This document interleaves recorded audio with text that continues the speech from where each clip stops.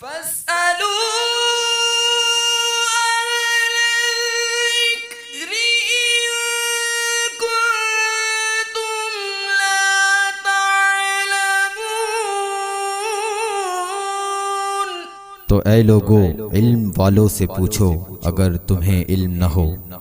صلوا علی الحبیب صلی اللہ علی محمد صلی اللہ علیہ وسلم۔ الصلاة والسلام علیکہ یا رسول اللہ وعلی آلہ وصحبہ یا حبیب اللہ۔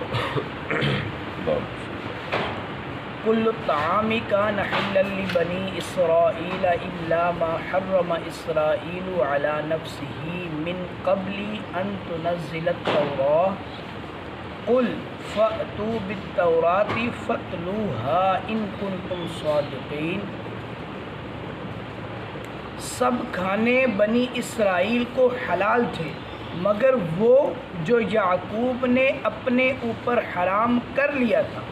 توریت اترنے سے پہلے۔ تم فرماؤ توریت لا کر پڑھو اگر سچے ہو۔ مدینہ منورہ کے یہودی جو تھے انہوں نے اس بات پر اعتراض کیا کہ رسول اللہ صلی اللہ تعالیٰ علیہ وسلم آپ کیسے ملت ابراہیمی پر ہیں جبکہ ملت ابراہیمی پر تو ہم ہیں۔ اب انہوں نے دلیل کیا دی؟ دلیل یہ دی کہ حضرت ابراہیم پر تو اونٹ کا گوشت اور اونٹ کا دودھ یہ حرام تھا، تو ہم تو یہ نہیں کھاتے اور آپ یہ کھاتے اور پیتے ہو، تو کیسے آپ ملت ابراہیمی ہونے کا دعویٰ کرتے ہو؟ تو محبوب کریم علیہ الصلوۃ والسلام نے ارشاد فرمایا کہ یہ جو چیزیں تھیں جن کا تم ذکر کر رہے ہو یہ حضرت یعقوب پر ملت ابراہیمی ہونے کی وجہ سے حرام نہیں تھی۔ حضرت ابراہیم تو اونٹ کا گوشت بھی کھاتے اور دودھ بھی پیتے تھے، اور حضرت یعقوب پر بھی یہ سب چیزیں حلال تھیں، یہ خود انہوں نے اپنے اوپر حرام کر رکھی تھی، تو پھر ان کی وجہ سے ان کی اولاد پر بھی یہ چیزیں منع ہی رکھی گئیں، اور یہ بات بھی توریت اترنے سے پہلے کی ہے، اور یہ مضمون سارا تمہاری کتاب توریت میں موجود ہے۔ اگر تم سچے ہو تو اپنی کتاب لاؤ اور اس کی تلاوت کرو۔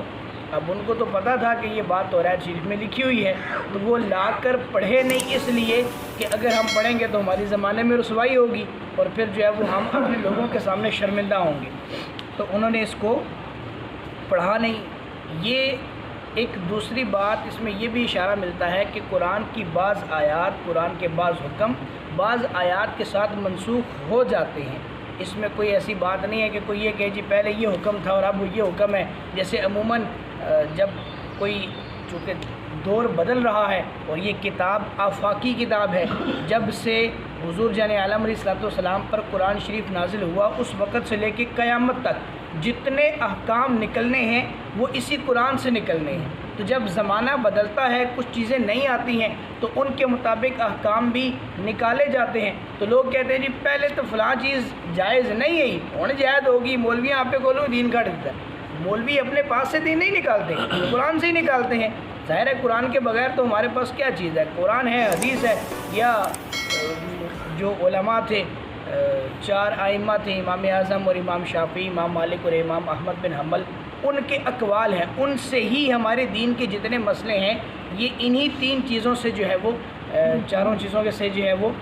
دین کے یہ مسئلے ہمارے سامنے آتے ہیں۔ تو اس لیے کسی بات پر یہ نہیں کہنا چاہیے کہ فلاں چیز نہیں نکلی ہے، چونکہ زمانہ نیا ہے، بدلتا ہے، اور دین آفاقی ہے، تو اس لیے کچھ احکام کو بدلنا پڑتا ہے، لیکن اس کے قواعد جو ہیں وہ قرآن اور انہی چاروں چیزوں سے لیے جاتے ہیں۔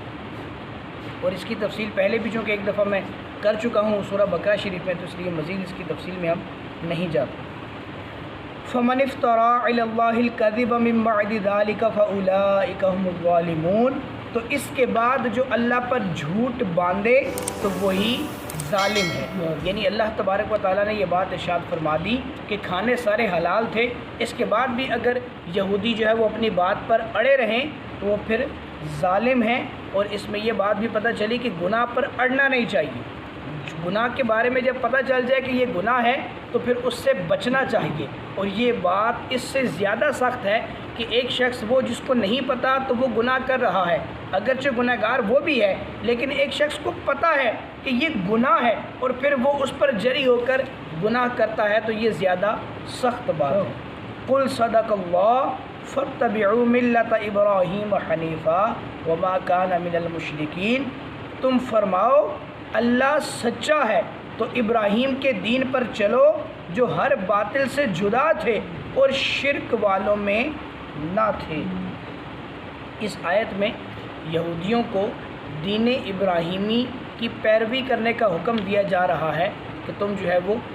دین ابراہیمی کے زیادہ وہ کہتے ہو کہ دین ابراہیمی ہمارا ہے، دین ابراہیمی ہمارا ہے، تو پھر دین ابراہیمی پر چلو، جو باتیں اس میں جائز تھیں ان کو جائز سمجھو، جو باتیں اس میں ناجائز تھیں ان کو ناجائز سمجھو، اور ساتھ ہی یہ بات اسلام والوں کے لیے بھی یعنی ہم مسلمانوں کے لیے بھی ہے کہ ملت ابراہیمی پر چلنے کا یہ مطلب نہیں کہ ہم اس شریعت پر عمل کریں گے، چونکہ ملت ابراہیمی دین حنیف جو ہے، دین ابراہیمی جو ہے وہ ہمارے اس دین میں ضم ہو چکا، یعنی ہم اگر اس پر عمل کریں گے تو یہ بئی معنی یوں ہی تصور کیا جائے گا کہ ہم حضرت ابراہیم کے دین پر عمل کر رہے ہیں، کیونکہ ان کا دین بھی اسلام تھا اور ہمارا دین بھی اسلام ہی ہے، اور ہر نبی کی پیروی کرنے والا جو ہوتا ہے وہ اسلام پر ہی چلنے والا ہوتا ہے۔ لیکن اب چونکہ حضور جان عالم علیہ الصلوۃ والسلام کا دین یہ آفاقی دین ہے تو اب سب کو اس پر ہی عمل کرنا پڑے گا۔ اب اس زمانے میں کوئی اور کسی شریعت پر اگر عمل کر رہا بھی ہو کہ کہے جی میں حضرت موسیٰ کی شریعت پر عمل کرتا ہوں یا حضرت عیسیٰ کی شریعت پر عمل کرتا ہوں،